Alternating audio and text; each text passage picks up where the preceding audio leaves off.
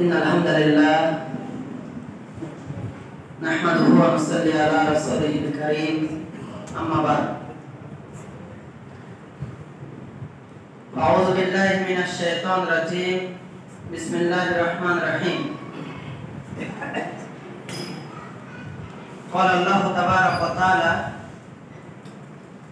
وأقيموا الصلاة وآتوا الزكاة واركعوا مع الراكعين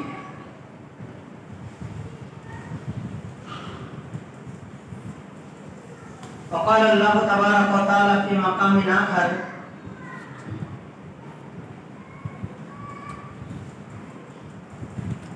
وأنفقوا مما رزقناكم من قبل أن يأتي أحدكم الموت فيقول رب لولا أخرتني إلى أجل قريب فأصدق وأكن من الصالحين ولن يؤخر الله نفسا إذا جاء أجلها والله خبير بما تعملون মোহতরম উপস্থিতি, আজকের যে প্রোগ্রাম রাখা হয়েছে সেটা হলো রমজান শীর্ষক আলোচনা, রমজান সংক্রান্ত বিভিন্ন মাসলা মাসাইল এবং সেই বিষয়ে বিভিন্ন রকম পর্যালোচনা। আমি আশা করে দুইজন শায়েখের বক্তব্য শুনলাম। সিম্পলি যে বিষয়গুলো রমজান সংক্রান্ত জানার সবগুলোই তাদের কাছ থেকে জানলাম। আবার যদি আমি ওই সমস্ত বিষয় পড়ে তাহলে রিপিট করতে হবে। ইনশাআল্লাহ আমি রিপিট করব না, তারই রূপরেখা ধরে অন্য কিছু পাঠ আলোচনা করে আমার সংক্ষিপ্ত কথা শেষ করব ইনশাআল্লাহ। আল্লাহর কাছে দোয়া করব, আল্লাহ আমাকে সঠিক বলার তৌফিক দান করো। উপস্থিত আমাদের সকলকে সেই সঠিকটার উপরে আমল করে সেটা জান্নাতের পাথেয় হিসাবে আল্লাহ সুবহানাহু ওয়া তাআলার কাছে নিয়ে যেতে পারি, আল্লাহর কাছে পেশ করতে পারি। আল্লাহ তৌফিক দান করুন, আমিন আমিন। প্রশংসা আল্লাহ সুবহানাহু ওয়া তাআলার নিমিত্তে যে মহান রব্বুল আলামিন আমাকে আপনাকে এই পবিত্র রমজান মাসের সিয়ামরত অবস্থায় আল্লাহর ঘরে একত্রিত হয়ে দিনের আলোচনা শোনার মতো তৌফিক দান করেছেন। সেই মহান স্রষ্টার শুকরিয়া জ্ঞাপনার্থে আমরা বলি আলহামদুলিল্লাহ। অতঃপর দরুদ ও সালাম বর্ষিত হোক জনাবে মুহাম্মদ রাসূল সাল্লাল্লাহু আলাইহি ওয়াসাল্লামের উপর। আমরা সবাই বলি আল্লাহুম্মা সাল্লি আলাইহি আল্লাহুম্মা বারিক আলাইহি আল্লাহুম্মা আমিন। আজকে আলোচক অনেক আছে এখানে, আমার সঙ্গে তো ৬-৭ জন এসেছে, সবাই আগে, কিন্তু নতুন নতুন আলোচনা শুনতে ভালো লাগতো। আমি তো পুরাতন মানুষ, শুনে সব পুরাতন হয়ে গেছে। আলহামদুলিল্লাহ আমাকে যখন ডাকা হলো তো আমি বলি ইনশাআল্লাহ।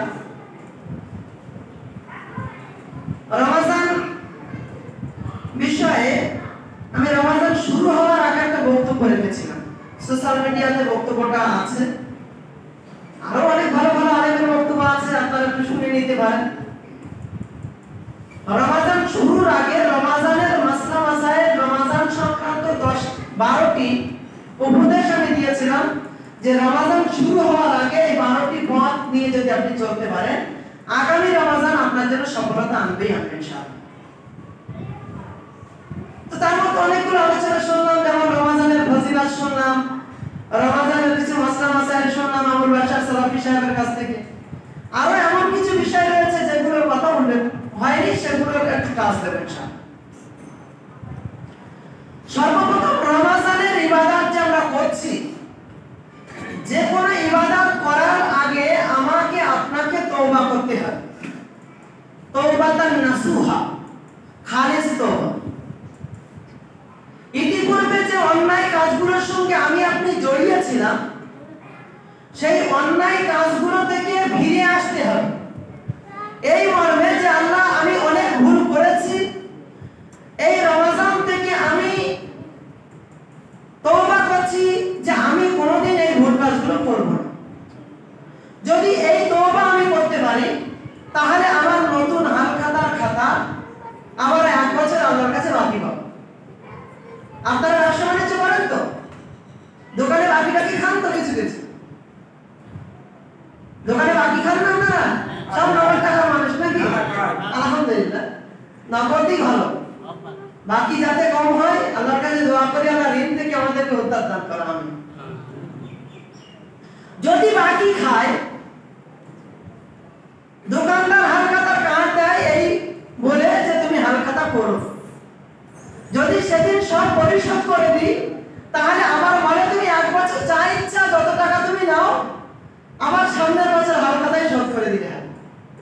আর যদি হালখাতাই শোধ না করি, তাহলে পরের দিন গেলে বলবে তোমার জন্য বাকিটা কি নেই, অন্য জায়গায় যাও, টাকাটা কবে ফেলছো তাই বল। অনেক সুযোগ দিয়েছি তোমার, আর সুযোগ দিতে পারবো না। এটাই হয়েছে নাকি? দুনিয়ার দোকানদাররা হালখাতা না করলে আর বাকি দেয় না, আর আখিরাতের প্রধান তিনি দোকানদার, তিনি আপনি তওবা করে খাতাটাকে পুরো ক্লোজ করবেন না আর আপনাকে আবার বাকি দেবে, আবার সুযোগ দেবে অন্যায় করা। এটা হয়? খাতা ক্লোজ করতে হবে, অন্যায় যেগুলো করেছি অন্যায় থেকে তওবা করতে হবে। আর যদি তওবা না করে কাজ চালাই, তাহলে হালখাতার খাতা পুরো হয়ে থাকবে, সকাল সন্ধ্যা কথা শুনতে হবে। আর যদি কথা শুনতে হয়, আল্লাহ সুবহানাহু ওয়া তাআলা বলেছেন, আল্লাহ রাসূল সাল্লাল্লাহু আলাইহি ওয়াসাল্লাম একদিন সাহাবা کرامদের মিম্বার আনার নির্দেশ দিলেন। মিম্বার আনা হলো উহজুরুল মিম্বার ফাহাজারনা ফালাম্মা তাকা দারাজাতান ক্বালা আমিন, ফালাম্মা তাকা দারাজাতাস সানিয়াতা ক্বালা আমিন, ফালাম্মা তাকা দারাজাতাস সালিসাতা ক্বালা আমিন। মিম্বার যখন আনা হলো, আল্লাহর নবী প্রথম মিম্বারে পা দিয়ে বললেন আমিন। সাহাবা کرامরা ভাবছেন যে কোনো আদেশ, যে কোনো নির্দেশ আল্লাহ সুবহানাহু ওয়া তাআলার পক্ষ থেকে হওয়া মাত্রই আল্লাহ রাসূল আমাদেরকে বলে দেন, কিন্তু আজ মিম্বার আনতে বললেন, কিছুই বললেন না, মিম্বারে পা দিয়ে আমিন বললেন, কারণটা কি হতে পারে? আল্লাহর নবী যখন মিম্বার থেকে নামলেন, সাহাবা کرامরা জিজ্ঞাসা করা মাত্রই আল্লাহর নবী বলছেন, হে আমার সাহাবীরা, জিবরিল আমিন এসে আমাকে বলছে ওই ব্যক্তি ধ্বংস হোক যে রমজান মাস পেল কিন্তু নিজের পিছনের গুনাহ খাতাকে ক্ষমা করে নিতে পারলো না। আমি বললাম আল্লাহ কবুল করুন। রমজান মাস পেলাম কিন্তু নিজের পিছনের গুনাহ খাতাকে আমি ক্লোজ করতে পারলাম না। আমার মতো হতভাগা কে হতে পারে? আমার জন্য রয়েছে জিবরিল আমিনের বদদুয়া, আমার জন্য রয়েছে আল্লাহর বদদুয়া, আমার জন্য রয়েছে নবীর বদদুয়া। হতভাগা। তাই আমি আপনাদেরকে বলি, সর্বপ্রথম এখনো যদি না করেছি, এখনই আমার বড় বড় ভুল ত্রুটি যেগুলো রয়েছে, কাবিরা গুনাহর সঙ্গে জড়িয়ে রয়েছে, সে সমস্ত ব্যাপারে আল্লাহ সুবহানাহু ওয়া তাআলার কাছে ফরিয়াদ করি যে আল্লাহ এই পাপ আর কোনোদিন করব না, তওবা করতে হবে। দ্বিতীয় রমজানের বিষয় আমাকে 15টা আজকে কমপ্লিট হচ্ছে নাকি? 15টা তো নাকি? আমার তো মানে আর একটু কম হলে ভালো হতো। এত চাপে আছি, আমি তো মাঝে মাঝে বলছি যে আল্লাহ সুবহানাহু ওয়া তাআলা যদি এটাকে তো মাস করে দিতে, কিন্তু আমার বলাটা তো ঠিক হবে না। প্রতিষ্ঠান চালাতে গিয়ে বিভিন্ন জায়গাতে যাওয়া, মনে হচ্ছে যেন খড়া বাদশা দিয়ে জুমা, এই কটা মসজিদে যদি জুমা পড়াতে পারতাম তাহলে খুব ভালো হতো। সেইটা সারা উত্তর চব্বিশ পরগনা বাদশা দিয়ে একটা খাতা করেছে, 22টা জমা হলে ভালো। তো 22টা জমা পড়াতে গেলে কদিন হবে? 6 মাস তো বাদে, কিন্তু সেটা সম্ভব। সেই জায়গায় দাঁড়িয়ে আমি আপনাকে বলছি 15টা অতিবাহিত হয়েছে, আমাকে এখনো সময় রয়েছে। আমি যদি সুন্দর সুন্দর প্ল্যানগুলো করি, সুন্দর সুন্দর পলিসিগুলো তৈরি করি, তাহলে আগামী 15 দিনে ইনশাআল্লাহ আজিজ আমি অনেকটা এগিয়ে যেতে পারব। এক নম্বর, আমি একটা লিস্ট করেছিলাম। আগে আমি দেখবো যে এই এক মাসের মধ্যে আমার কোনো ওয়াক্তের নামাজ ছুটে নিত। জোহর একটা টিক দিয়ে দেবো, আসরে যাবো, আসরটা পড়ে বাড়ি গিয়ে একটা টিক দিয়ে দেবো, মাগরিবের নামাজটা পড়ে বাড়ি গিয়ে একটা টিক দিয়ে দেবো, ইশার নামাজটা পড়ে বাড়ি গিয়ে একটা টিক দিয়ে দেবো, তার আগে ফজর একটা টিক দিলাম, তাহলে একদিনের কমপ্লিট হলো। দ্বিতীয় নম্বর পেজে এসে আমি দেখবো যে আজকের দিনে কোনো রকম গীবত করিনি তো, যদি করিনি তাহলে একটা টিক দিলাম। তৃতীয় নম্বরে কি আমি দেখলাম আজকের দিনে আমি কত টাকা দান করতে পেরেছি। রমাদানে আল্লাহর নবী সবচেয়ে বেশি দান করতেন, যাক 2 টাকা করেছি, 3 টাকা করেছি, 5 টাকা করেছি, ওখানে লিখে রাখলাম। চতুর্থ নম্বরে আমাকে দেখতে হবে যে আজকের দিনে আমি কতটা কোরআন পড়তে পেরেছি, 5 আয়াত, 10 আয়াত, 15 আয়াত। পঞ্চম নম্বরে আবার একটু দেখবো যে আজকের দিনে অর্থ সহ কোরআন কতটা পড়তে পেরেছি। আবার একটা বাড়ি গিয়ে দেখবো যে আজকের দিনে আল্লাহ সুবহানাহু ওয়া তাআলার কাছে কতবার পেরেছে। তারপরে আবার গেলাম আল্লাহর কাছে, দেখছি যে আজকের দিনে আমি কতটা জিকির আজকার করতে পেরেছি। এমনি ভাবে আমাকে একটা লিস্ট তৈরি করতে হবে। লিস্ট তৈরি করে মাসের শেষে আমাকে দেখতে হবে যে আমি গুড না ভেরি গুড না এক্সেলেন্ট, কোনটা আমাকে ঠিক করে দিতে হবে। যদি দুনিয়াতে এক্সেলেন্ট হই, হাই পাওয়ারফুল আমল আমি করে ফেলি, তাহলে তো আমি আশাই করতে পারি। আল্লাহ সুবহানাহু ওয়া তাআলা বলছেন জান্নাতীরা সেদিন আশা করবে কেমন জানো? ফাআম্মা মান উতিয়া কিতাবাহু বিয়ামিনি, যখন একদল মানুষ তাদের ডান হাতে সার্টিফিকেট দেওয়া হবে, ফায়াকুল, সে বলবে হা উকরাউ কিতাবিয়া, নাও নাও দেখো আমার সার্টিফিকেটটা দেখো, আমি কত ভালো রেজাল্ট করেছি দেখো। হয় না মাধ্যমিকে স্টার মার্ক করলে বাইরে ঘরে যে কেউ আমাকে জিজ্ঞাসা করলে দেখাও, আর ফেল মার্কা মার্কগুলো কোথায় থাকে? ঘর থেকে বের করে।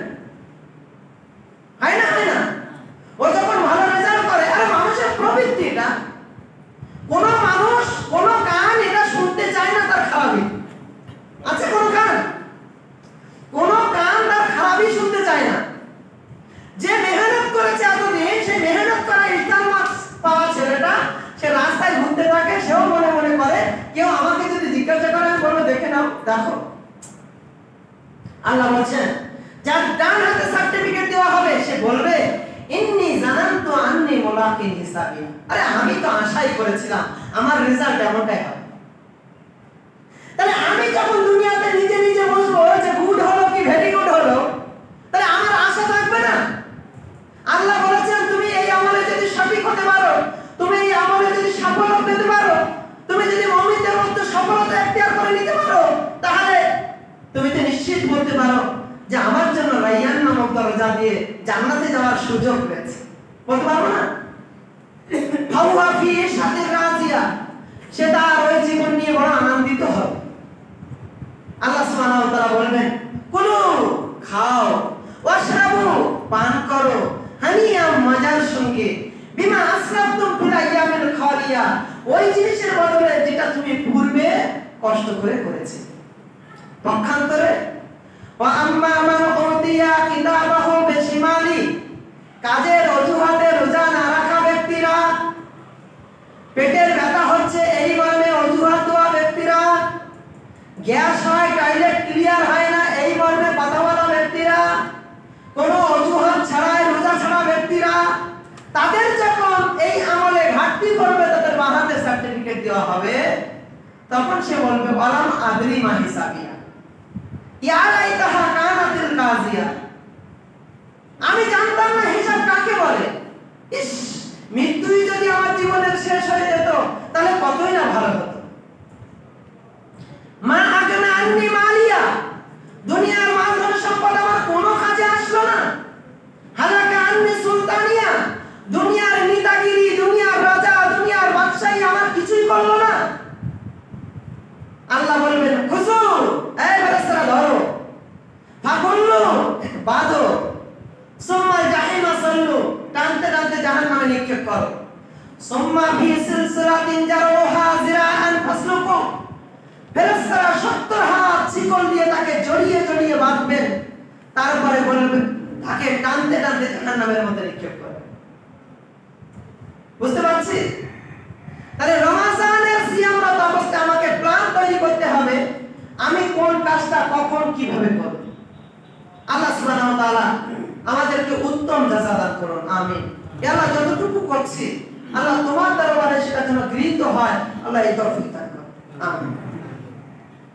আমরা তো আবার একটু বেশি ভাবি যে একটু বেশি করতে পারলে ভালো হয় না, এটা হয়তো করবেন না। আল্লাহ নবী যতটা করতে বলেছেন অতটাই করবেন, কারণ আল্লাহ সুবহানাহু ওয়া তাআলা কোথাও বলেননি আমালান কাসীর, এতটা আমল করো। আল্লাহ সুবহানাহু ওয়া তাআলা বলেছেন আমালান সালিহা, নেক আমল করো, অথবা আমালান মুতাকাব্বালা, এমন আমল করো যেটা আল্লাহর কাছে কবুল হয়, কবুলযোগ্য আমল করো। আল্লাহর কাছে দোয়া করি আল্লাহ এই রমজানের বিশেষ মুহূর্তে বক্তব্যরত অবস্থায় আল্লাহ তোমার কাছে ক্ষমা প্রার্থনা করছি এই মর্মে যে আল্লাহ তুমি আমাদের সকলের ভুল ত্রুটিগুলোকে ক্ষমা করে দিয়ে জান্নাতের পাতেও হিসাবে কিছু নিয়ে যেতে পারে, আল্লাহ তৌফিক দান করুন, আমিন। রমজানের আমলের মধ্যে অন্যতম একটি আমল রয়েছে যার নাম হলো সাদাকা, দান। গতদিন তারাবিতে আমি এসেছিলাম, দুনিয়ার জীবন নিয়ে কয়েকটা কথা বলেছিলাম। রমজান মাসের আমলের একটা পাঠ, যে পাঠে মুমিনরা কি করে, তাদের নির্ধারিত খরচকৃত যাকাত তারা এই মাসে বের করে। আমি খুব আমার সামান্য ব্রেনে, সামান্য জ্ঞানে আমি যেটা অনুধাবন করেছি, আমি পড়াশোনা করে যতটুকু বুঝেছি, এই সমাজের মানুষ 99% না 90% মানুষ তো যাকাতে ধরানো, একদম মানে 100% না বলে 90% আমি বলবো ধরা পড়বেই পড়বে। বর্তমান যে সিচুয়েশনে চলছে, বর্তমান যে অবস্থার পরিপ্রেক্ষিতে এরা এগিয়ে যাচ্ছে, যাকাতের খাতায় গিয়ে কিন্তু এরা ধরা পড়বে। সাহাবা কেরামরা রমজান মাসকে নির্ধারণ করে যাকাত বাইর করতেন। সেই মর্মে আমি দুটো একটি কথা আপনাদেরকে অবগত করাতে চাই। রমজান মাস আল্লাহ সুবহানাহু ওয়া তাআলা পবিত্র কোরআন মাজিদে বলেন, ওয়াকিমুস সালাত ওয়া আতুজ যাকাত ওয়া কাউ মা রাকিন, তোমরা নামাজ কায়েম করো, যাকাত আদায় করো এবং রুকুকারীদের সঙ্গে তোমরা রুকু করো। অন্যত্র আল্লাহ সুবহানাহু ওয়া তাআলা বলেন, খুয মিন আমওয়ালিহিম সাদাকাতান তুতাহহিরুহুম ওয়া তুযাক্কিহিম বিহা।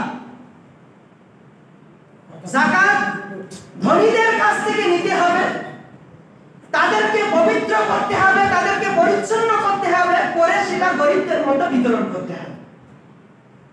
যাকাত যেটা ধনীদের অবশিষ্ট মাল, সেই অবশিষ্ট মালকে পবিত্র করে পরিচ্ছন্ন করে সেই মালটা বের করে যারা গরিব ইয়াতীম অসহায় মানুষ রয়েছে, এবং তার 8টি খাতের কথা আল্লাহ সুবহানাহু ওয়া তাআলা পবিত্র কোরআন মাজিদ সূরা তাওবা আয়াত নম্বর 60 এর মধ্যে উল্লেখ করেছেন।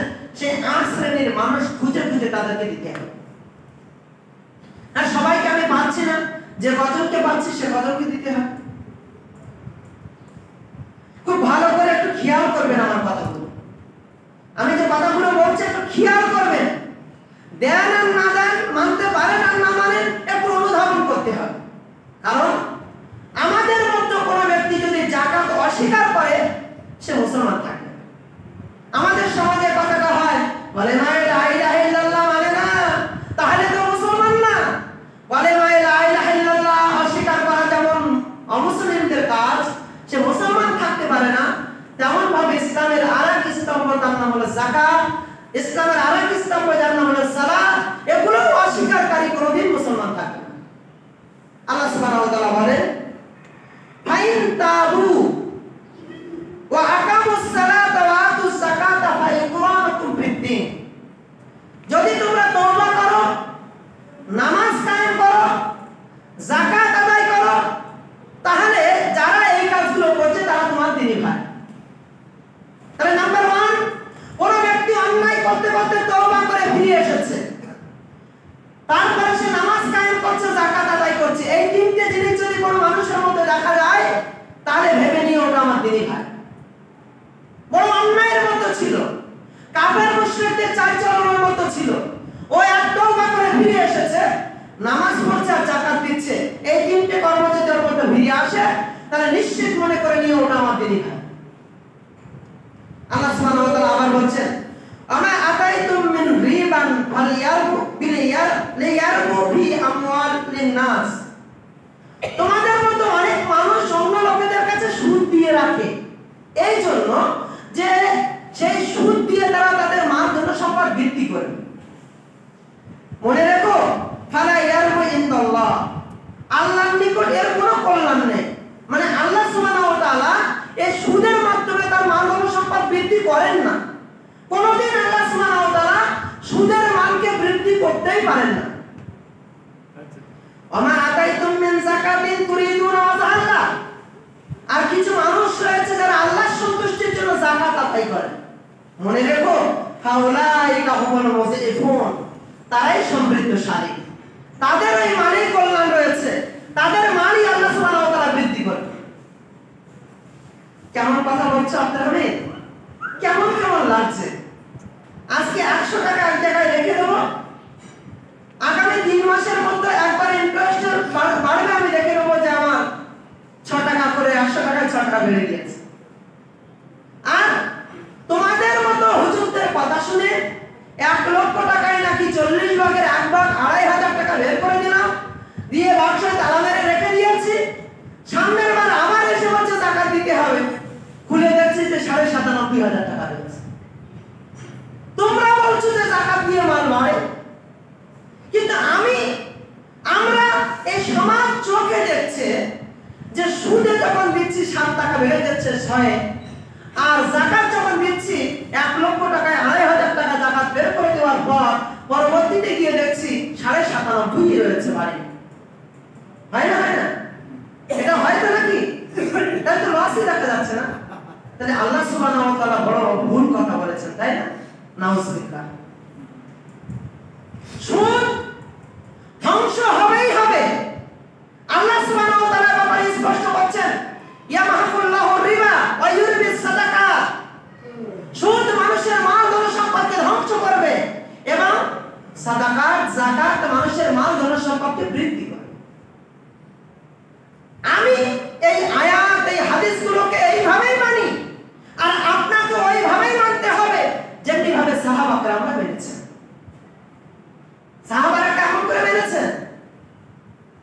সাহাবারা আল্লাহ রাসূলের নির্দেশনাগুলোকে কেমন ভাবে মেনেছেন বলতে পারবেন?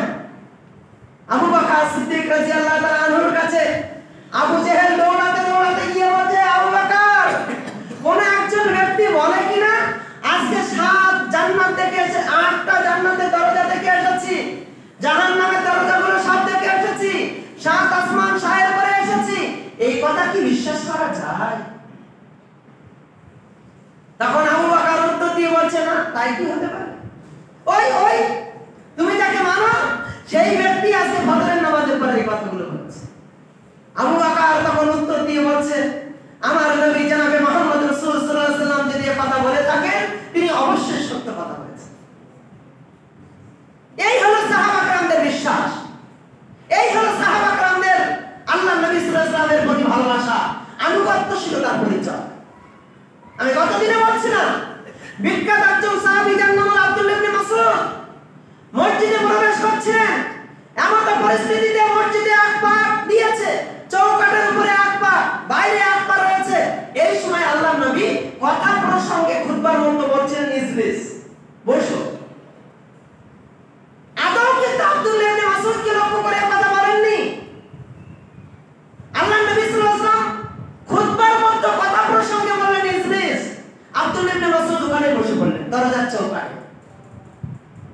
আব্দুল্লাহ ইবনে মাসউদকে যখন জিজ্ঞাসা করা হলো, তখন আব্দুল্লাহ ইবনে মাসউদ উত্তর দিয়ে বলছেন, আল্লাহর নবী ইজলিস বলেছেন তাই আমি বসে পড়েছি। এই হলো আনুগত্যশীলতা, এই হলো নবীর নির্দেশের মান্যতা। বিখ্যাত সাহাবী আব্দুল্লাহ ইবনে মাসউদ থেকে একাধিক রাত পাওয়া যায়। একদিন রাস্তা দিয়ে চলছিলেন, চলতে হঠাৎ এক জায়গায় বসে পড়েছেন প্রস্রাব করার মতো করে। অন্য সাহাবীরা সঙ্গে ছিলেন, তারা কিছুটা এগিয়ে গিয়ে দাঁড়িয়ে রয়েছেন, না জানিও হয়তো প্রস্রাব করছে, হয়ে গেলে একসঙ্গে চলে আসবো, একসঙ্গে আবার চলতে শুরু করব। আব্দুল্লাহ ইবনে মাসউদ কিছুক্ষণ পরে এগিয়ে গেলেন, সাহাবা کرامরা হাঁটতে শুরু করেছেন। আব্দুল্লাহ ইবনে মাসউদ উত্তর দিয়ে বলছেন, এগো তোমরা কি মনে করছেন আমি এখানে প্রস্রাব করার জন্য বসেছিলাম? না, আমি একদিন এই রাস্তা দিয়ে চলতে আল্লাহর নবীকে ওখানে বসতে দেখেছিলাম, তাই বসেছি। আল্লাহ সুবহানাহু ওয়া তাআলা যেখানে বলেছেন সুদ মানুষকে ধ্বংস করবে, বাস্তবিকতায় সংঘটিত হবে। আল্লাহর নবী যেখানে বলেছেন সাদাকা যাকাত মানুষের মাল ধন সম্পদকে বৃদ্ধি করবে, এটাই সত্য যে সেটা বরাবর বৃদ্ধি হবে। বরকত কাকে বলে দেখেননি? কখনো কারোর পেটে টিউমার হচ্ছে, টিউমার গলে এমনি বেরিয়ে যায়, হোমিওপ্যাথি ওষুধ 10 টাকার ওষুধ খেয়েও ভালো হয়ে যায়। আবার কোন পেট কাটার পরে 10 লক্ষ টাকা খরচ হওয়ার পরেও সে মারা যায়। বরকত বুঝতে পারেননি? বরকত কাকে বলে বুঝতে পারেননি?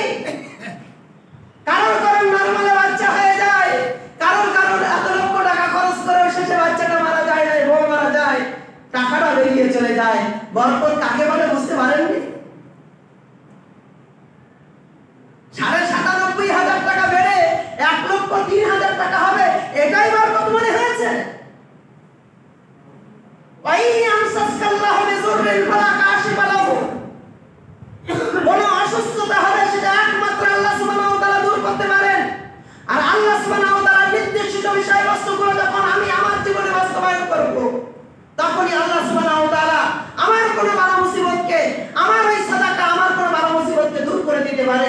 আমার আল্লাহর নির্দেশিত কোন বিষয়বস্তুকে নিজের জীবনে বাস্তবায়িত করার জন্য আমার সব কাজকে আল্লাহ সুবহানাহু ওয়া তাআলা সহজ করে দিতে পারে। হ্যাঁ, কখনো কখনো এমনটাও হতে পারে আমি অনেক ভালো কাজ করি, কিন্তু তারপরেও কিছু কিছু সময় আমাকে পরীক্ষার সম্মুখীন হতে হয়, সেটা ব্যতিক্রমী বিষয়, আল্লাহর পরীক্ষা হতে পারে। কিন্তু বেশিরভাগটা বরকত যারা দেখতে পায় না, তাদের এমন যদি দেখিয়ে দেওয়া যায় তাহলে যদি একটু বুঝতে পারে।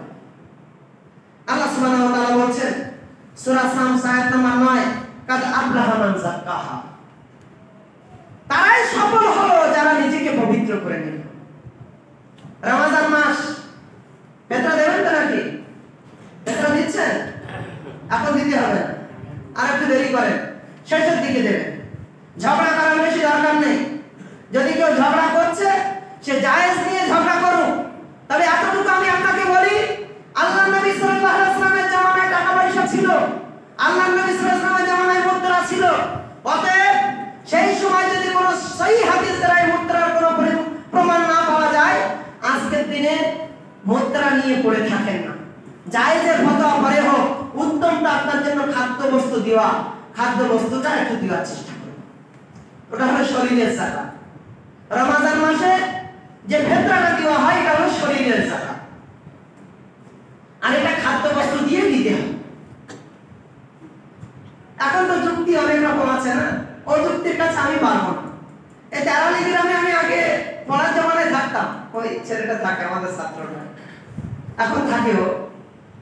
তো একজন এসে আমাকে প্রশ্ন করছিল, জোহরের নামাজ আসতে হলো তা হলো কেন, আসরের নামাজ আসতে হলো তা হলো কেন? আচ্ছা বলুন, এর উত্তর আমি কিভাবে দেব? আমি বলছি আল্লাহর নবী সাল্লাল্লাহু আলাইহি ওয়াসাল্লাম এখানে আসতে বলেছেন, তাই জোহরের নামাজ আসতে চাইলে কাতেই হবে। বলছে না না না না, তুমি বুঝতে পারোনি, তুমি জানো না, অত তুমি আমাকে শেখোনি। আচ্ছা তাহলে কি আপনি বলে দেন? বলছে শাস্ত্রে আছে ইউনূস আলাইহিস সালামকে যখন মাছ উগরে দিয়েছিল, যখনই উগরে ছিল তখন ও আর নড়াচড়া করতে পারছিল না, সেই সময় নামাজের টাইম হয়ে গিয়েছিল, তাই উঠে কোন রকম ধরে ওই আস্তে আস্তে কিছু বলেছিল, তাই আস্তে এই বেহুদাকে আমি কি করে বুঝাবো? এ নামাজ আল্লাহর নবী সাল্লাল্লাহু আলাইহি ওয়াসাল্লাম থেকে নাকি ইউনূস আলাইহিস সালাম থেকে? আল্লাহর নবী সাল্লাল্লাহু আলাইহি ওয়াসাল্লাম থেকে। তাহলে ওকে যদি এই ধরনের প্রশ্ন করেন, এমন যুক্তি খাড়া করেন, তাহলে তো ভাই আমি আপনার কাছে হেরে গেলাম। একজন বলছে মেম্বার তিনটা ভালো তা হলো কেন? এখন তিনটা ভালো তা হলো কেন, আর কি উত্তর আমি দেবো বলেন? ভাই যুক্তি খাড়া করতে হবে। একজন আমাকে বলছে, আচ্ছা হুজুর, ওই লোকেরা হজ করতে যায় তো ওই নানা কানা হয়ে যায় কেন বলেন তো দেখি? তাহলে আল্লাহ নবী সাল্লাল্লাহু আলাইহি ওয়াসাল্লামের সুন্নাহ নানা হতে হবে, এইগুলো কাজ করবো সম্পূর্ণ করার পর নানা হতে না হলো না। আমি বলছি তাহলে আমি একটা উত্তর দেবো, আর একটা উত্তর আছে আমার কাছে, আমি দেখছি হাদিস বললে মানবে না। তখন আমি বলছি আর একটা উত্তর আমার কাছে আছে, দেবো, রাগ করবেন না তো? বলছে না। আচ্ছা দুনিয়া তো অনেকেই হারাম করে না, হারাম খেয়ে খেয়ে যায় তো, আর সে হারাম খাওয়ার টাকায় চুল বড় হয়ে যায়, তো ওখানে গিয়ে তো পাপ মোচন করতে গিয়েছে, তখন এই চুলটা নানা করে দিয়ে ফেলে। ঠিক বলেছেন, ঠিক বলেছেন, মানে ওই যুক্তিটাই ওর কাছে ভালো, কিন্তু রাসূল সাল্লাল্লাহু আলাইহি ওয়াসাল্লাম কেন করেছেন ওই যুক্তি মানবে না। তা আমি যুক্তির জায়গায় যেতে চাই না, কারণ ইসলাম যুক্তি দিয়ে চলে না। আলী রাদিয়াল্লাহু তাআলা আনহু বলছেন, যদি ইসলামে যুক্তি চলতো তাহলে আমি মানুষদেরকে বলতাম যে পায়ের তলা দিয়ে হাঁটতে হয়, মাসা করলে তলাই করো, কিন্তু নবী উপরে করতে বলেছেন, উপরেই করতে হবে, কারণ আমার যুক্তি তো চলবে। বুঝতে পারেননি? হযরত ওমর রাদিয়াল্লাহু তাআলা আনহু হাজরে আসওয়াদকে ধরে বলছে, হাজরে আসওয়াদ, আমি জানি তুমি একটা পাথর, আমি জীবনে তোমাকে চুম্বন করতাম না, শুধু রাসূল সাল্লাল্লাহু আলাইহি ওয়াসাল্লামকে চুম্বন করতে দেখেছিলাম তাই চুম্বন করছি। আমাদের আমল হবে আল্লাহ সুবহানাহু ওয়া তাআলার নির্দেশিত রাসূল সাল্লাল্লাহু আলাইহি ওয়াসাল্লামের পদ্ধতি মোতাবেক। যাকাত যেটা এসেছে তার মধ্যে অন্যতম রমজান মাসে যে ফিতরাটা আপনি বাইর করেন, এই ফিতরাটা হবে খাদ্যবস্তু দিয়ে। এখন আপনি যুক্তি দেখাচ্ছেন খাদ্যবস্তু দিয়ে চাল তো নষ্ট হয়ে যায়, সেই অনেক দূরে লোক আসে, তার সে ওদের জন্য কি করবে? অনেক দূরের লোকের জন্য তো ভেতরা না, অনেক দূরের জন্য লোকের জন্য কি ভেতরা না? অন্ধ হাফেজরা আসে অনেক দূর থেকে, অন্ধ হাফেজদের জন্য ভেতরা না, ওর জন্য জাকাতের ফোন করে, জাকাতের ফোন তৈরি করে যখন আইনে দেবে, ভেতরাটা হলো এলাকার জন্য, দূরের জন্য না, যতটা দিয়ে দেওয়া যায়। সেই জায়গায় দাঁড়িয়ে না চাল নেই কারো বাড়িতে, দুটো যদি একটু লাচ্চা টাচ্চা কিনে আসতে হবে। ভেতরে দুটো কারণ, কথাটা মনে রাখবেন। এক নম্বর কারণ হলো শরীরের নাপাকিকে ভেতরার মাধ্যমে পবিত্র করা। আর শরীরের গঠনটা হয় কিভাবে? খাদ্য বস্তু দিয়ে তো নাকি, না অন্য কিছু দিয়ে?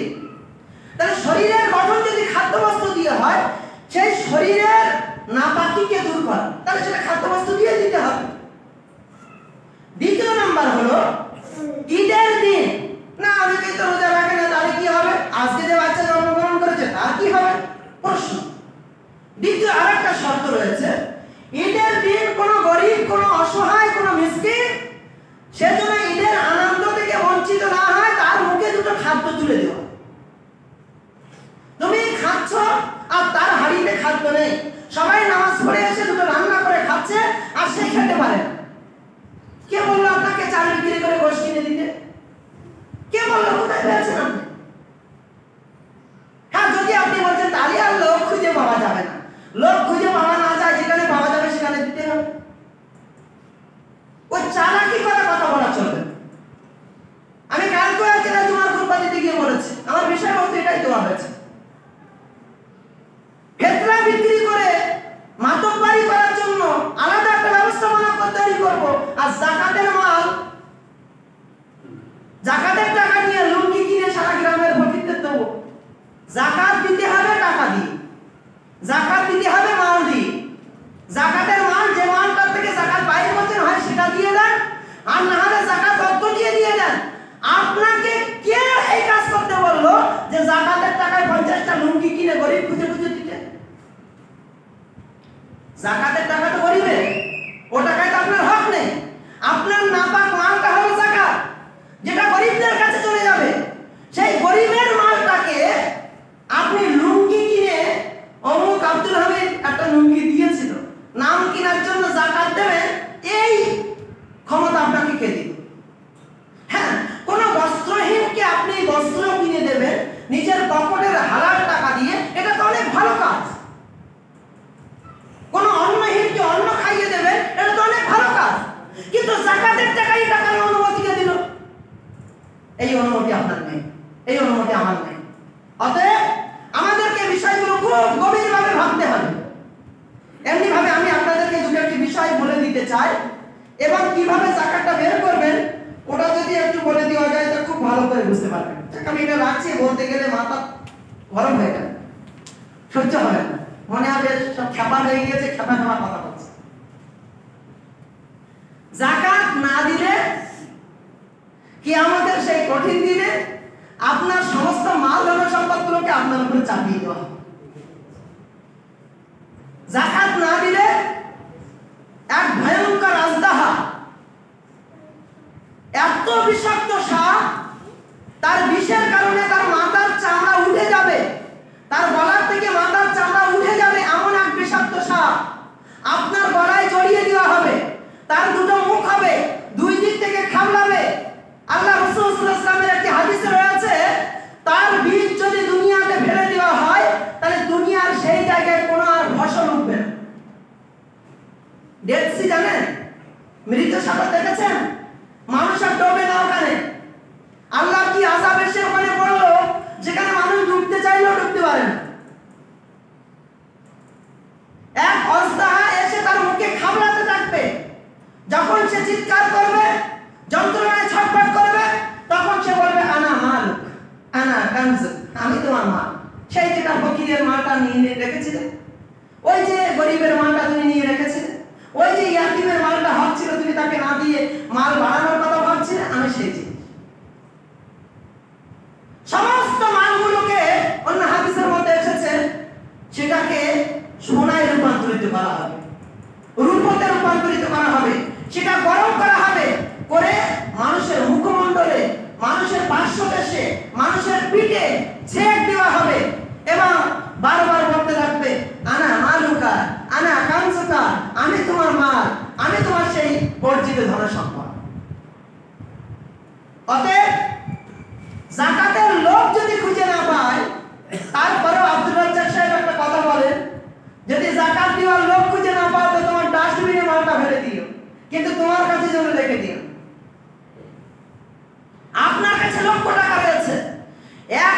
টাকার মধ্যে যদি 1 টাকা যাকাতের টাকা থাকে, আপনার 1 লক্ষ টাকাতে 1 লক্ষ টাকাকে ওই 1 টাকা হারাম করে দেবে।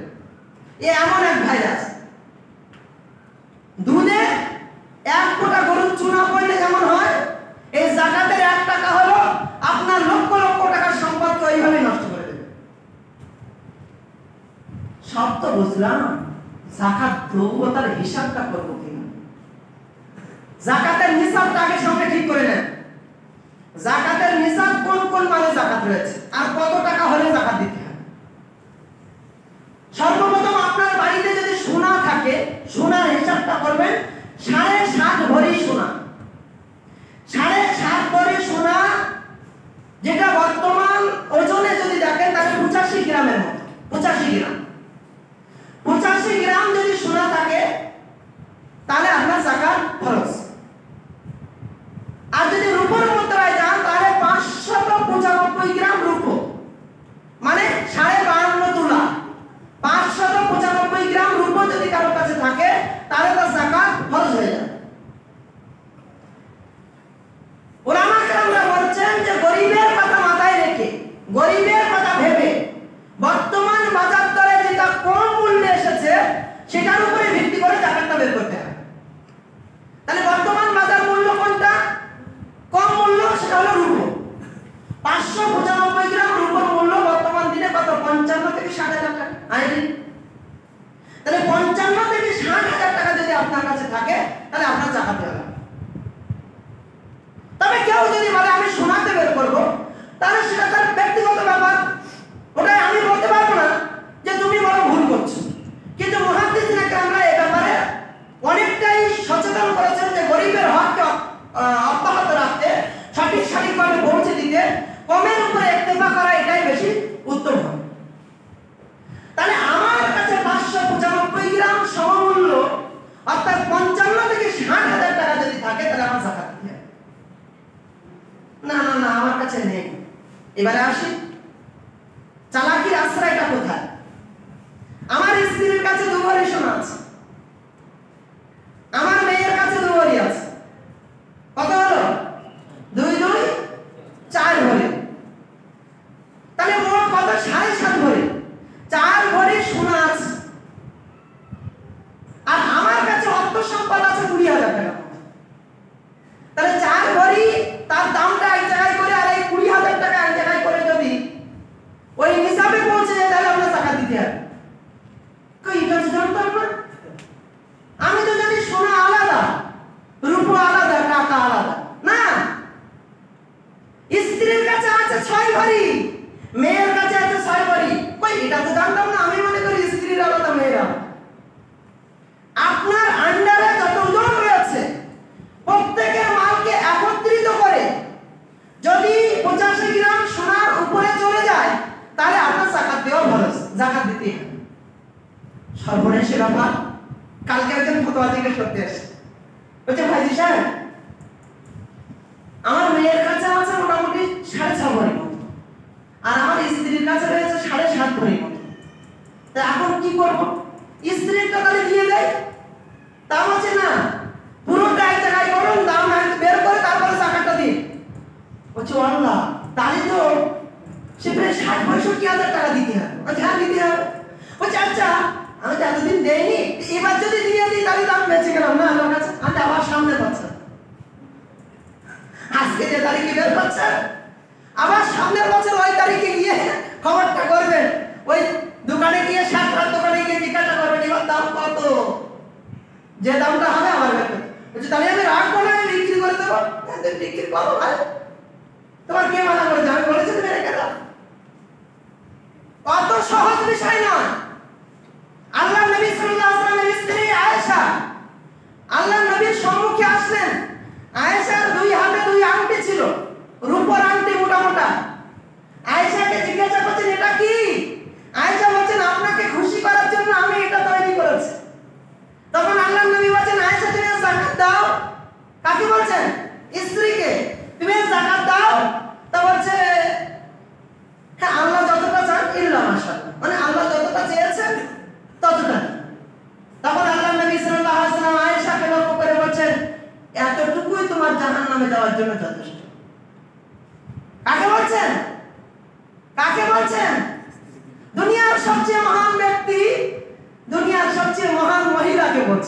স্ত্রীকে বলছেন, এই এতটুকু তোমার জাহান্নামে যাওয়ার জন্য যথেষ্ট। আয়েশার জন্য যদি এই কথা হয়, হে প্রভাবশালী ব্যক্তি, তোমার জন্য কি হতে পারে? আব্দুল হামিদ মক্কা হুজুর, তোমার জন্য কি হতে পারে? তুমি কি ভেবেছো? খুব সহজ সরল ভাবে জেনে নেওয়ার চেষ্টা করো। দুনিয়ার কোনো ব্যবহারিত মানে যাকাত নেই, ব্যতিক্রম সোনা আর রূপা, এই দুটো ব্যবহার করা মানে যাকাত দিতে হবে, আর কোনো ব্যবহারিত মানে যাকাত দিতে হবে। আপনি অনেক বড় কোম্পানির মালিক, আপনার কোম্পানিতে যতগুলো কাঁচামাল রয়েছে প্রত্যেকটা কাঁচামালের যাকাত দিতে হবে। প্রত্যেকটা কাঁচামাল বলতে হয়তো অনেক ফ্যাক্টরি রয়েছে, তার সুতোগুলো হিসাব করে তার যাকাতটা বের করো। যেটা ব্যাগ তৈরি হয়ে গেছে বা শাড়ি তৈরি হয়ে গেছে, সেই শাড়িগুলোর আলাদা হিসাব করে যাকাতটা বের করো। কিন্তু ওই শাড়ি তৈরি করতে যে মেশিন রয়েছে, এই মেশিনের যাকাত আপনাকে দিতে হবে। পক্ষান্তরে এটা মনে রাখবেন, যদি ওই মেশিনের ব্যবসা করেন আপনি, তাহলে ওই ব্যবসাকৃত মেশিনের যাকাত কিন্তু দিতে হবে। আপনার ব্যবসাকে দেখাশোনা করার জন্য 20 জন মানুষ রাখা রয়েছে, তাদের 20 জনের সবার একটা করে স্করপিও গাড়ি রয়েছে। এই সবার দেওয়া একটা করে স্করপিও গাড়ির কোনো যাকাত দেওয়া লাগবে না। কিন্তু আপনি যদি গাড়ির ব্যবসা করেন, তাহলে কিন্তু আপনার ওই গাড়ির হিসাব করে যাকাতটা বের করতে হবে। জমি জায়গার কোনো যাকাত নেই, জমি জায়গার কোনো যাকাত নেই। কিন্তু খুব ভালো করে মনে রাখবেন, খুব ভালো করে মনে রাখবেন, আমি তো এই জায়গায় থাকবো না, তো রাস্তার ধারে একটা জমি পাওয়া যাচ্ছে একটু অল্প দামে, জমিটা কিনে রেখে দিই, পরে বিক্রি করে দেব। ইন্নামাল আমালু বিন্নিয়াত, প্রত্যেকটা কাজের আসল হলো নিয়ত, নিয়তের উপরে সবকিছু নির্ভর। আমি তো এখানে থাকবো না, তো রাস্তার ধারে একটা জমি রয়েছে, কিনে রেখে দিই। বারাসাত তো ঘর করবো না, তো রাস্তার ধারে একটা জমি রয়েছে, আমি কিনে রেখে দিই। কিনে রেখে দিলাম আজ থেকে 20 বছর আগে 5 লাখ টাকা। কি জন্য? যে পরে আমি বিক্রি করে দেব। আজকে সেই জমির মূল্য 1 কোটি টাকা, ওই 1 কোটি টাকা বের করে যাকাতটা আপনার দিওয়া লাগবে। অত সহজ বিষয় না। আব্দুল হামিদের ফতোয়ায় যদি সন্দেহ মনে হয়, তাহলে অন্য কোনো ভালো আলেমের কাছ থেকে ফতোয়াটা নিয়ে নেবেন। যদি আপনার নিয়তের কাছে এটা থাকে যে আমি কিনে রেখেছি বিক্রি করে দেব বলে, তাহলে দুনিয়ার সমস্ত প্রমোটারি যে জমি রয়েছে সব যাকাত দেওয়া লাগবে।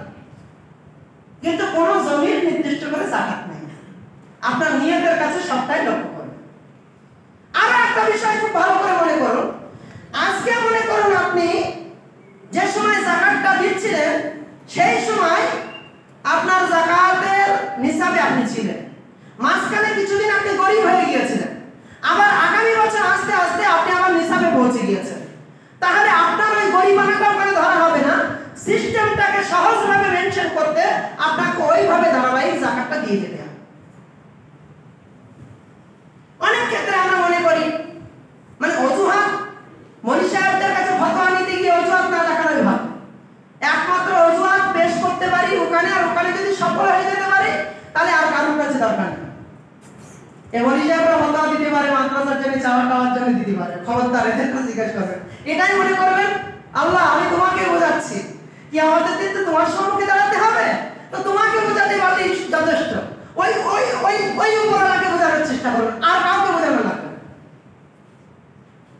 এড়িয়ে যাওয়ার যে প্রবণতা, এই প্রবণতা কোনোদিন আমাকে বাঁচাতে পারবে না। আমি আবারও বলছি, আপনার কাছে লক্ষাধিক টাকার সম্পদ রয়েছে, আপনি মনে করেন যে আমি যদি এটা দিই তাহলে তো আমার কমে যাবে। খুব ভালো করে মনে রাখবেন, আপনি দিলে আপনার কমবে না, এটা আল্লাহর ওয়াদা, আল্লাহ রাসূলের ওয়াদা। কিন্তু আপনি যদি না দেন, আপনাকে ভিক্ষুক হতেই হবে, আপনাকে ক্ষতিগ্রস্ত হতেই হবে। তাই আপনার পিড়িতে সেটা হোক বা পরবর্তী পিড়িতে গিয়ে সেটা ধ্বংস হোক, কোনো একটা সময় গিয়ে সেটা ধ্বংস হবে, এটাই অনিবার্য। আল্লাহর কাছে আমি দোয়া করি সবার জন্য, আমার নিজের জন্য, আপনাদের সকলের জন্য, আল্লাহ যাকাতের মতো এমন ভাইটাল বিষয়, এর থেকে যেন আমরা নিজেদেরকে বাঁচাতে পারি। আল্লাহ তাআলা সর্বশেষ একটা কথা বলি, যাকাতের অনেক মাধ্যম রয়েছে, আপনারা কাজ করছেন, করেন। জমিয়াতে আহলে হাদিস পশ্চিম বাংলা, যার উদ্যোগে আজকের এই প্রোগ্রাম, বা এলাকার বিভিন্ন যে মাদ্রাসাগুলো রয়েছে, নিত্যরন্তকাটি মাদ্রাসা বলেন, ঘোড়ারা সালাফিয়া মাদ্রাসা বলেন, রিয়াজুল উলুম মাদ্রাসা বলেন, যেগুলো জাতির খিদমতে এগিয়ে যাচ্ছে, আপনার যাকাত থেকে যেন এই সমস্ত যে জায়গাগুলো রয়েছে এরা বঞ্চিত না হয়। আমি জানি অনেক ভাইয়েরা আসছেন, আপনারা মাঝে মাঝে এরকম মনে করেন ও আমার যে যাকাতে তার চেয়ে বেশি দিয়ে দিই, বেশি কে দিতে বলেছে আমরা, যেটা যাকাতের হিসাবটা বের করে দিন আর বেশি সাদাকা করুন। সাদাকা আপনাকে জান্নাতে নিয়ে যাবে, জাহান্নাম থেকে বাঁচাবে, দুনিয়ার মুসিবত থেকে বাঁচাবে। আপনি সঠিক হিসাবটা করুন। আপনার যাকাতের হকদার মসজিদ হবে না, আপনার যাকাত আপনি মসজিদে দিতে পারবেন না, যাকাতের মাল মসজিদে চলে না। তবে জমিয়াতের যে কার্যক্রম চলছে, জমিয়াতে আহলে হাদিস যে কাজ করে যাচ্ছে, এটা যদি মনে হয় জাতির লক্ষ্যে কোনো উন্নতি হচ্ছে, তাহলে আপনাদের কাছে আমি বিনীত অনুরোধ করি আপনার যাকাতের এক অংশ জমিয়াতকে দেবেন। এই মাদ্রাসাগুলো যদি জাতির লক্ষ্যে কোনো কাজ করছে মনে হয় যে এর দ্বারা সমাজ উপকৃত হচ্ছে, তাহলে নিশ্চিতভাবে আপনার কাছে আমি দাবি করছি, আবেদন করছি, নিবেদন করছি যে আপনার যাকাত সঠিক জায়গায় পৌঁছে দিয়ে তাদের আরো এগিয়ে যাওয়ার মতো রাস্তা তৈরি করে দেবেন। কারণ এই সমাজে কোনো কিছুর কারোর কাছে হাত পাতার প্রয়োজন ছিল না। এই সমাজ যে কথা আজকে আমি বললাম, সবাই যদি নিজের নিজের হিসাবটা সঠিকভাবে করত আর সবাই যদি সেই যাকাত সঠিক জায়গায় পৌঁছে দিত, তাহলে আজকের দিনে এই জাতির কাছে অনেক কিছু উপহার দেওয়া যেত। কিন্তু এই জাতির আলাদা করে এই জাতির ওই প্রতিষ্ঠানগুলো, এই জাতির এই সমস্ত কালচারগুলো, মানে এই সংগঠনগুলো বা বিভিন্ন খিদমত যারা করে যাচ্ছে, তাদের আপনাদের দ্বারে দ্বারে এসে হাত পাতার কোনো প্রয়োজন ছিল না। হতভাগা হবেন না। এরপরে এমন একটা সময় আসছে আপনার যাকাত নেওয়ার লোক থাকবে না, আপনার কাছে কেউ চাইতে আসবে না, দিতে চাইলেও দেওয়ার মতো জায়গা পাবেন না। তো কমসে কম এখনো আপনার দেওয়ার জায়গা রয়েছে। তাই আল্লাহর রাস্তায় নাম কেনার জন্য না, নিজে বাঁচার জন্য, সে নাম হয় হোক আলহামদুলিল্লাহ। যাকাত দিয়ে তো আর আমি বলতে পারবো না যে আমি এত কিছু করেছি, যাকাত আমার দিতেই হবে। আর বাড়তি যেটা হলো সেটা আমার উত্তম সাদাকা, পকেটের সাদাকা দিয়ে আমি বলতে পারি যে আমার সাদাকা 50,000 তোমাকে দিয়ে দিলাম, আমার সাদাকার 100 বস্তা মাটি তোমাকে দিয়ে দিলাম, আমার সাদাকা থেকে 20 বস্তা মাটি দিয়ে দিলাম। আর যাকাত যখন দেবেন, যাকাতের ক্ষেত্রে আপনার এমনি বলতে পারেন যে সঠিক কাজে ব্যবহার করবেন, আর কি বলবো যাকাত এটা। কিন্তু যাকাতের মালের ক্ষেত্রে আমি মাতব্বরি করতে পারবো না, যাকাতের মাল নিয়ে আমি লুঙ্গি কিনতে পারবো না, যাকাতের মাল নিয়ে আমি শাড়ি কিনতে পারবো না, যাকাতের মাল নিয়ে আমি বলতে পারবো না এটা এই কাজে ব্যবহার করো। যাকাতের মাল ওটা আমার মাল নয়, ওটা গরিবের মাল, অসহায়ের মাল, ইয়াতীমের মাল। এবং যারা সমাজের যে বিভিন্ন শ্রেণীর কথা সূরা তাওবার 60 নম্বর আয়াতে আল্লাহ বর্ণনা দিয়েছেন, তাদের মাল তাদেরকে খুঁজে খুঁজে আমাকে পৌঁছে দিতে হবে আমার নিজের বাঁচার তাগিদে। আল্লাহর কাছে দোয়া করি রমজানের এই বিশেষ মুহূর্তে সাহাবা کرامদের যে আমল ছিল, সেই সাহাবা کرامদের আমলের মতো অন্যতম একটা আমল এটাও ছিল, তারা মাস নির্ধারণ করতে, এই মাসকে তারা অনেকক্ষণ নির্দিষ্ট করে নিয়েছিলেন যে প্রতি বছর এই মাসে আমরা এটাকে নির্ধারণ করব। বিভিন্ন বিষয়ে আলোচনা হয়েছে, তারই একটা রূপ ধরে আমি এই বিষয়টা নিয়ে বললাম। আল্লাহর কাছে দোয়া করি আল্লাহ আমাদের সকলের ভুল ত্রুটিকে, আল্লাহ ভুল ত্রুটি সঠিকটা বুঝে সঠিকভাবে যেন তোমার রাস্তায় আমরা চলতে পারি, আল্লাহ তৌফিক দান করো আমিন। আল্লাহ আমাদের প্রত্যেকের সেই নাফা কর্ত আমাদের সঠিক জায়গায় দিতে পারি এবং সেটা আমাদের উপকারে আসে, জান্নাতের ফাতিহ হিসাবে তারই এক অংশ পায়, আল্লাহ তৌফিক দান করো আমিন। আল্লাহ তুমি আমাদের প্রত্যেককে কবুল করো আমিন। রমজানের এই বিশেষ মুহূর্তে আল্লাহ তোমার কাছে ফরিয়াদ করি আল্লাহ, আল্লাহ আমাদের প্রত্যেকের ভুল ত্রুটিকে আল্লাহ তুমি ক্ষমা করে দাও আমিন। আমরা মানুষ, আমাদের ভুল হবে, আমরা ভুল করে ফেলি, আল্লাহ তুমি যদি ক্ষমা না করো তাহলে আমাদের কেউ ক্ষমা করবে না, আল্লাহ তুমি আমাদের সকলকে ক্ষমা করে দাও আমিন। আল্লাহ সিয়ামরত অবস্থায় তোমার কাছে কাকুতি মিনতি করছি আল্লাহ, আমাদের এই পাপে ভরা আমল যতটুকু সঠিক করতে পারছি এটাই যেন জান্নাতের ফাতিহ হিসাবে পেশ করতে পারি এবং এটাই যেন নিজাতের মাধ্যম হয়, আল্লাহ তৌফিক দান করো আমিন। আল্লাহ আমাদের মধ্যে যারা বিদায় নিয়েছে আল্লাহ তুমি তাদের সকলকে ক্ষমা করে দিয়ে আল্লাহ তাদেরকে ঋণে টাকা দান করো আমিন। আল্লাহ আমাদের মধ্যে যারা অসুস্থ আল্লাহ তুমি তাদেরকে সুস্থতা দান করো আমিন। আল্লাহ আমাদের মধ্যে যারা ঋণগ্রস্ত আল্লাহ তুমি তাদের ঋণ থেকে উদ্ধার দান করো আমিন। আল্লাহ তুমি আমাদেরকে কবুল করো আমিন।